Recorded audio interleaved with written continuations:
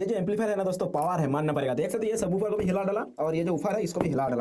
मेरे पास एक एम्पलीफायर आया है, ठीक है, इसको फटाफट खोल लेते हैं। ये जो एम्पलीफायर देख रहे हो ना, ये बहुत ट्रेंड पे चल रहा है, ठीक है ना। तो इसको खोल लेते हैं और एक बार इसका आउटपुट चेक कर लेंगे। देख सकते हो ये रहा एम्पलीफायर। ये जो एम्पलीफायर देख रहे हो ना, ये है 2 in 1, मतलब कि इस साइड का जो पार्ट है ये है ब्लूटूथ का और इस साइड का जो पार्ट है ये है एम्पलीफायर का। आईसी नंबर है, देख लो 3110D2, क्योंकि ये सिंगल आईसी में दोनों चैनल 15-15 30 वाट निकालता है। चलो इस एम्पलीफायर को टेस्ट करके देख लेते हैं। इसको चलाने के लिए मैं देख सकते हो यूज करूंगा, देख सकते हो 60 वाट का एक सबवूफर, ये होम थिएटर सबवूफर है और ये रहा एक ऊपर। इसको मैंने फिर से रिसर्विस किया, ठीक है। ये फिलहाल 4 ohm 30 वाट का ये ऊपर है, ठीक है। तो चलो इन दोनों को लगा दें, इसका साउंड क्वालिटी।